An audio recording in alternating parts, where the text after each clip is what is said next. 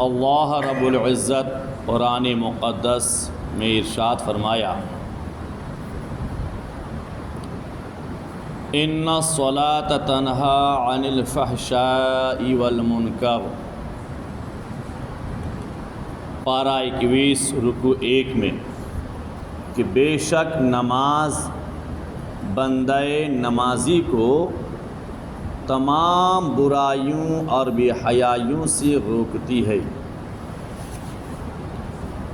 اور وہیں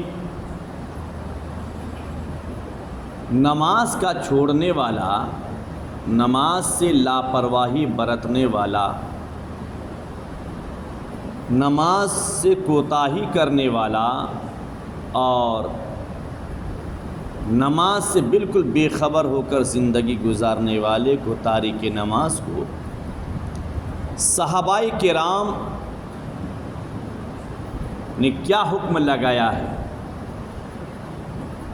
آقا کریم رؤوف رحیم صلی اللہ تعالی وسلم کے صحابہ نے بے نمازی پر حکم کس چیز کا لگایا؟ امام ترمذی حضرت عبداللہ بن شفیق رضی اللہ تعالی عنہ سے روایت ہے کہ صحابہ کرام رضی اللہ تعالی عنہم کسی عمل کے چھوڑنے کو کفر نہیں جانتے تھے سوائے نماز کے، سوائے نماز کے۔ چنانچہ امیر المومنین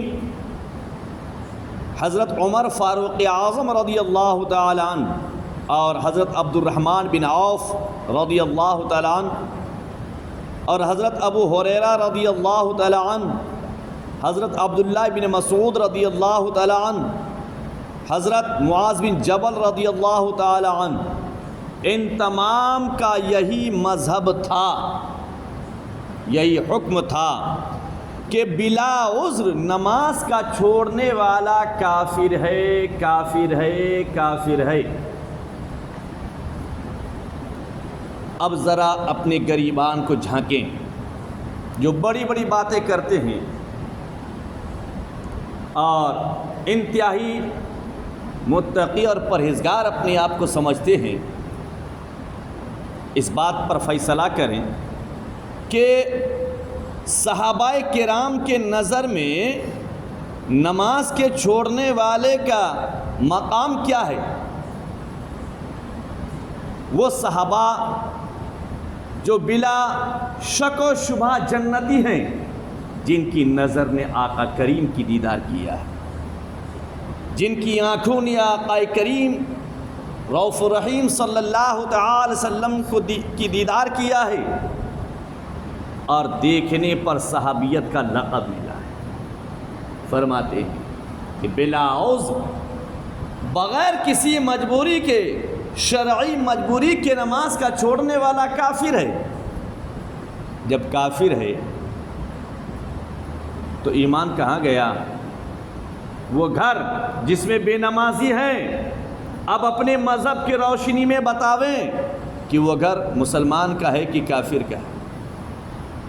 وہ گھر جس میں عورت بے نمازی ہو، بچے بے نمازی ہو، مرد بے نمازی ہو، باپ بے نمازی ہو، بچے بے نمازی ہو، وہ گھر مسلمان کا ہے کہ کافر کا ہے؟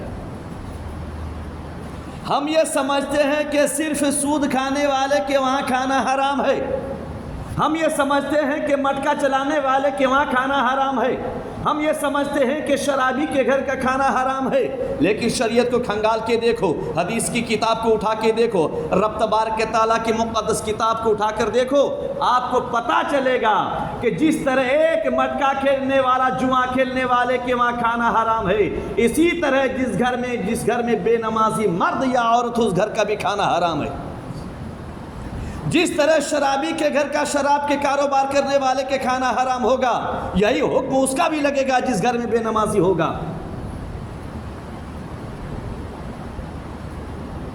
کہاں ہے میرے عزیزو؟ اس لیے اپنے اپنے گھر میں اسلامی حکم کو نافذ کریں اور اسلامی ماحول بنائیے۔ اپنے گریبان کو جھانکیں کہ ہم کس مقام پر ہیں. اور بعض ائمہ کرام رضی اللہ تعالی عنہ، مثلا امام احمد بن حنبل اور اسحاق بن راہویہ، عبداللہ بن مبارک اور امام نخعی کا بھی یہی فتاویٰ ہے، یہی حکم ہے کہ تارک نماز یعنی نماز کا چھوڑنے والا کافر ہو گیا، کافر ہو گیا، کافر ہو گیا. اب ذرا شریعت کو کھنگالیے نا، حدیث کو پڑھیے، آقا کریم کے احکام کو پڑھیے، اللہ تبارک تعالیٰ کے نازل کرتا کتاب کو پڑھیے، مطالعہ کیجیے میری عزیزوں. اگرچہ ہمارے امام اعظم ابو حنیفہ رضی اللہ تعالیٰ عنہ اور بہت سارے صحابہ کرام رضی اللہ تعالیٰ عنہم تارک نماز کی تکفیر نہیں فرماتے، بلکہ یہ فرماتے ہیں کہ جس نے بلا عذر نماز کو چھوڑ دیا وہ کافر جیسا کام کیا. تو پھر آپ میں، ہم میں، کافر میں فرق کیا ہے؟ اگر نماز ہی چھوڑنا ہے تو نماز چھوڑنے کا عادی کافر ہے، نماز اس پر نہیں ہے. اور وہی کام اگر مسلمان کریں تو پھر کافر اور مسلمان میں فرق کیا رہا؟ کیا فرق رہا میرے عزیزوں؟ کیونکہ نماز کا چھوڑ دینا کافر جیسا کام ہے. لہٰذا ہمیں چاہیے کہ ہم نماز کی پابندی کریں. اسی طرح حدیث پاک میں آیا ہے کہ نماز اگر پڑھیں گے، نماز کی پابندی کریں گے تو رب تبارک تعالیٰ آپ کو کس قدر دولت عظیم عطا فرمائے گا. نماز کے اندر طاقت کیا ہے؟ تو فرماتے ہیں کہ نماز رضائے الہی کا سبب ہے. جب بندہ نماز کی پابندی کرے گا تو اس نمازی بندے سے وہ رب ناراضی ہوتا ہے جو خلاق کائنات ہے.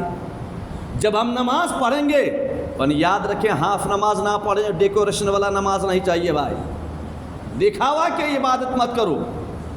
اگر آپ نے فرض پڑھا، وتر واجب کو چھوڑ کے چلا گیا تو 4 رکعت آپ کا بیکار ہے. سنت مؤکدہ آپ چھوڑ کے چلے گئے تو باقی نمازوں کا پڑھنا ہی بیکار ہے.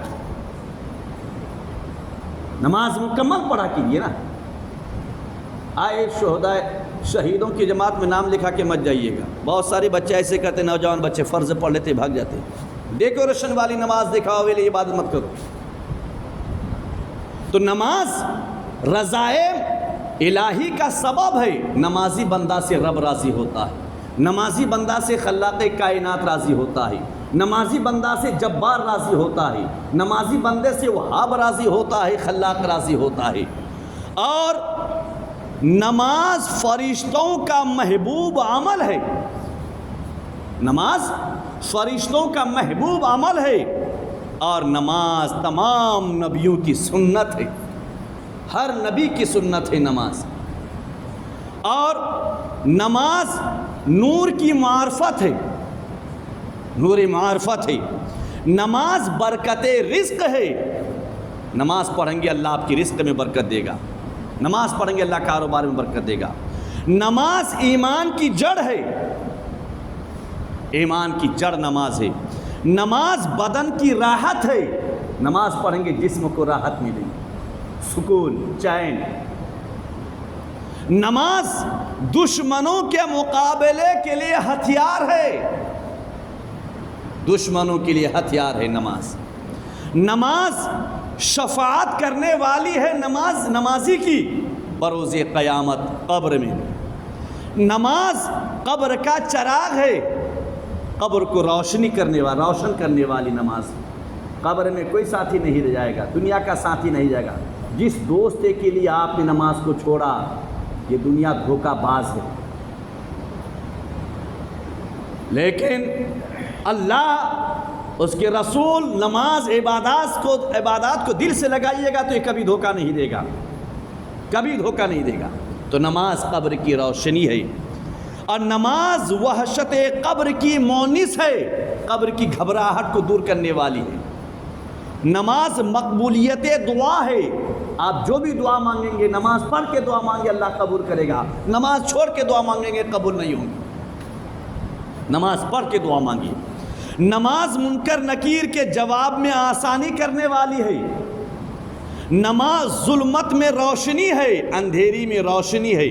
اور نماز آتش جہنم کے لیے آڑ ہے. آتش جہنم، جہنم کی آگ سے بچانے کے لیے آڑ ہے. نماز میزان عمل کا بوجھ ہے، یعنی آپ کے میزان عمل کو وزنی کرنے والی ہے.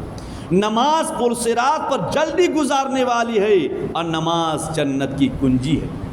نماز جنت کی کنجی ہے. لہٰذا ہمیں چاہیے کہ ہم نماز پنجگانہ کی پابندی کریں. اور برائے مہربانی آدھا گھنٹہ اپنے اسلام اور دین کے لیے لگاویں. آدھا گھنٹہ آپ رات کو ہو دین کو ہو تبلیغ کر لیجیے. نماز کی دعوت دے دیجیے، ایمان کی دعوت دے دیجیے، نیکی کے جانب بلا لیجیے. بلائیے. مقدر میں سدھرنے والے کا سدھرے گا. کوئی شرابی ہے، جواری ہے، کبابی ہے، زانی ہے، بدکار ہے، اگر آپ کے تبلیغ سے بچ جاتا ہے تو بہت بڑا ثواب ہے. نہیں بچا تو اس کی مقدر، لیکن آپ ایک پیغام پہنچا. اللہ تعالیٰ کی بارگاہ میں دعا ہے ہم سب کو نیک عمل